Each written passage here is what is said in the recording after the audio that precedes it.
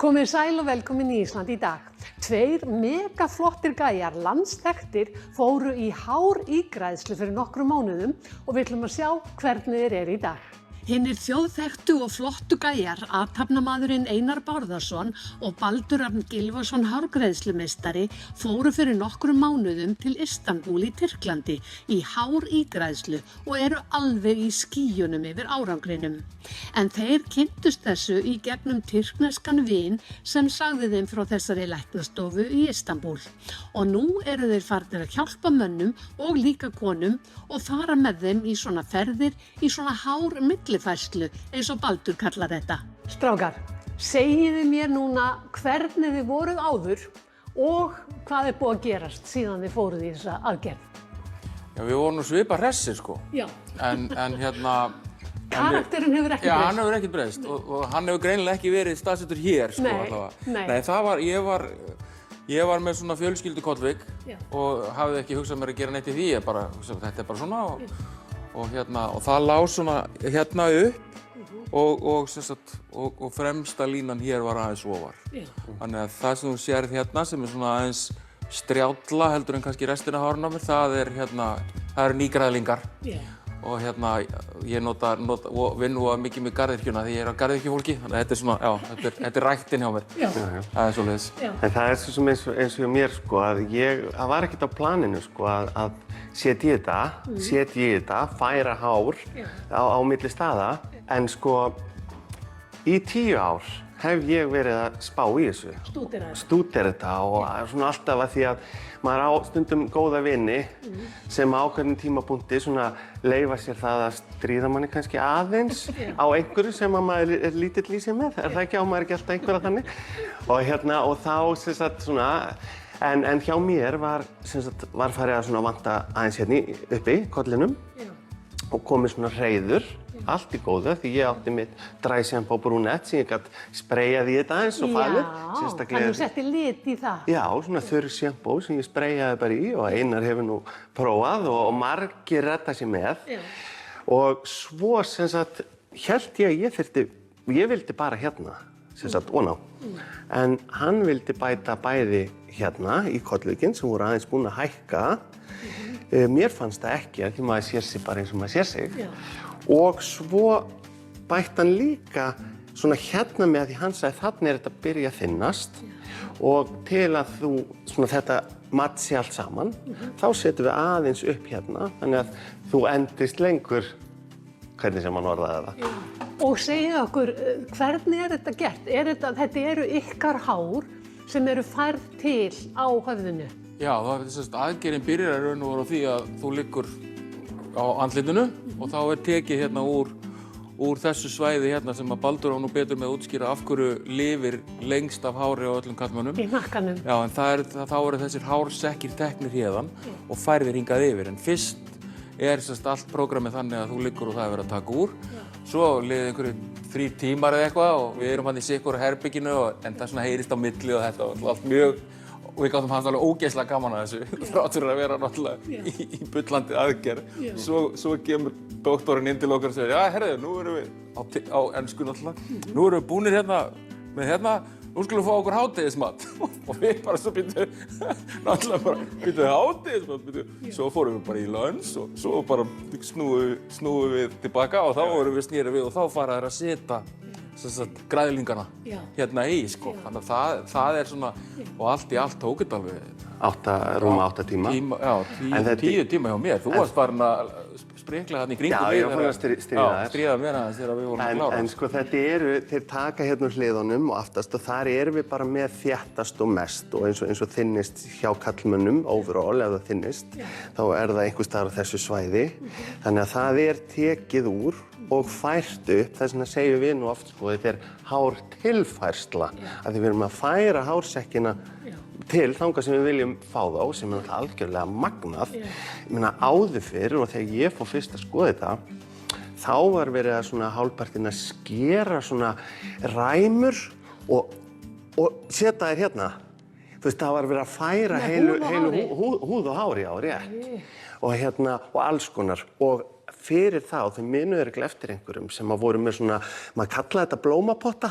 Svona grófu ísetninguna. Maður sá svona, heyrðu þessi nú eitthvað búin að, en það voru hálfgerðir blómapottar, sko. Þá var tekinn blómapottur, sett nokkur hár í og þeir svo settir oní.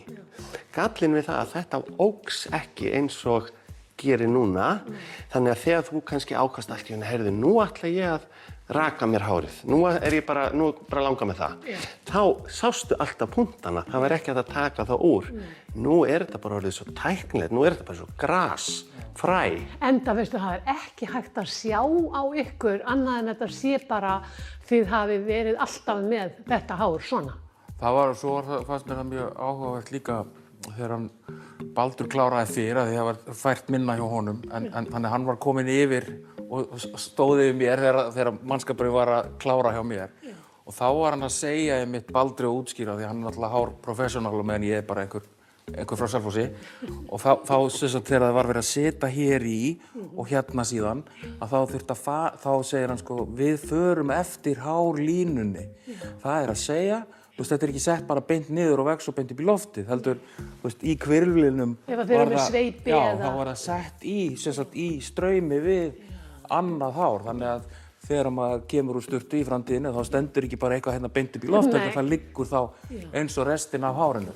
Þannig að þetta komið náttúrulega ótrúlega langan veg, sko. Og það í rauninni ótrúlega mikilvægt að sko ef þú værir að velja þér og þess vegna var ég ekki búinn að fara af því þetta svo margar sko ég man ekki hvað 1000 á dag töluðu þeir það var meira þetta var alveg gríðarlegur fjöldi í Tyrklandi eða í Istanbúl sem gert á dag í svona og það held ég að þeir sem flestir sem að spá í þessu ég held að það sé kannski mesti höfuðverkurinn að finna einhvern sem maður getur bara treyst og haft svona samfæringu fyrir því að gera þetta vel oftast hugsum maður að því dýrara sem þetta því betra hlýtur þetta að vera en það þarf alls ekki vera í þessu tilfelli en það bara eins og Baldur var að segja það eru 1000 aðgerða á dag og maður fattar það sko þegar maður kominn til Istanbúl sem er geggjuborg sérstaklega þegar maður búinn og kominn með pakningarnar á hausinn og ekki látið sjá mig úti maður þetta alltaf svo lappar út á götu í Tyrklandi og það bara já, heyrðu ok, það allir svona þetta ekkert stórmál við erum ekki einir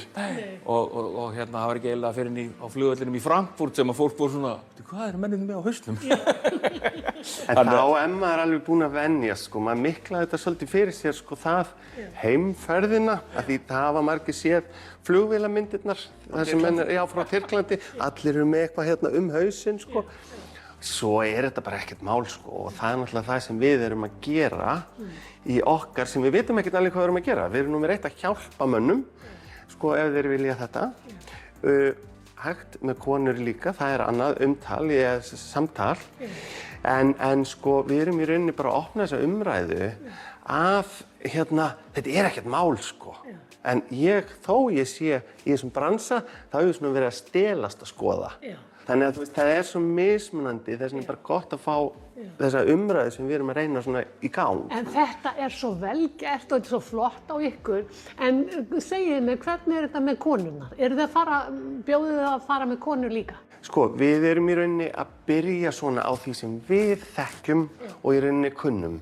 Það sem við erum, en í boði fyrir konur, þá til dæmis, segjum að þú vildir fara í svona, þá þarf ekki að gera sama og gert hjá okkur að raka hárið. Það hægt að þykkja hár með annarri aðferð og svo ákveðin tækni sem þetta plasmatherapy sem það snýst meira blóðvökva sem svona settur og reynt að endurvekja meira svona þá hársekki sem eru þarna en sofandi. Þannig að það sko fullt af tækni til Þannig að við svona, til ég fari nú ekki að tala alveg með raskatunni, þannig erum við að tala svona það sem við núna þekkjum, svo ef þetta reynist allt vel og frábært sem mun gera, þá svona getum við kannski farið að vera sérfræðingar í fleiru. En svo þetta líka sko að því, þú veist, maður var sjálfur, það örugglega öruggar að fara bara til Danmerkur eða Englands, því þetta hægt allstaðar, nema á Íslandi. Og en sko þarna þetta bara orðin iðnaður og það búið að stúdera þetta alveg í tætli. Þetta ekki bara 2-3 klínik, þetta bara út allt. Það bara spurning að velja réttu, en þetta bara hjá þeim þetta bara eins og fiskurinn var hjá okkur, sko. Veist, þannig að það líka svolítið jákvætt, sko. Þeir bara kunna þetta tækninni til, svo bara spurning hvað þú velur sem það. Og hvar getur fólk, þá aðalega menn og jafnvel konur, haft samband við ykkur? Við byggum til lítið svona vörumerki í kringum þessa leiðbeiningar okkar, sem heitir Gefur. Við lítum á að þetta sé svona gefandi. Að því sko, þetta pínu skrítið sko, að því uppálega förum við bara, ég gappa Einar félaga minn með mér. Mér vantaði smá komfortzónu og væri nú kannski gott að hafa félaga með sko, sem að þyrfti hugsanlega á þessu að halda, hugsanlega. En sko, uppálega var þetta ekkert sko pælingin alveg að svo bara var svo mikill áhugi, þannig að við svona erum komið með þessar síður og eigum samt eftir að finna sko svona business modeli kannski. Þannig að fyrir businessmenn það kannski ekki gáfulegt sko, en uppálega erum við og núna erum við að gera þetta svona, svo ákveðum við kannski bara verðum við komnir með klínik hérna á Íslandi. Nei, það nú ekki þannig, en þú veist, stóra myndin ekkert, hún bara í byrjun að hjálpa sko. Sjá hvað það gerir, sko. Já, það bara gaman, sko. Sko, strákar, nú ég persónulega mjög hrifin og hef verið ástfangin af sköllóttum mönnum, þannig að fá ekki þessa spurningu, af hverju eru sköllóttir menn endilega að spá í þetta, þeir geta verið svo mega sexy og flottir. Ég held að þetta sé mjög persónubundið. Já. Og það væri til dæmis bara, það mjög margir alveg iconically frægir Íslendingar sem eru bara sköllóttir og búin að vera í áratugi. Og það náttúrulega bara stór furðulegt að sjá þá bakslækka við þetta. Þannig ég segi, fólk á bara að vera eins og það vill, sko, algjörlega. Þetta geggjað, strákar. Til hamingju með þetta. Takk fyrir það. Takk fyrir kærlega. Og til hamingju með ykkur. Já, við erum ánægðir með þetta og svo Einar verður farin að hvað ætlar þú að gera eftir nokkra mánuði? Já, ég ætla að fara... Já, ég tala um það, ég ætla eiginlega að skrá mig í Eurovision, forkeppnina, til að fá að vera í vindvél, sko. Já.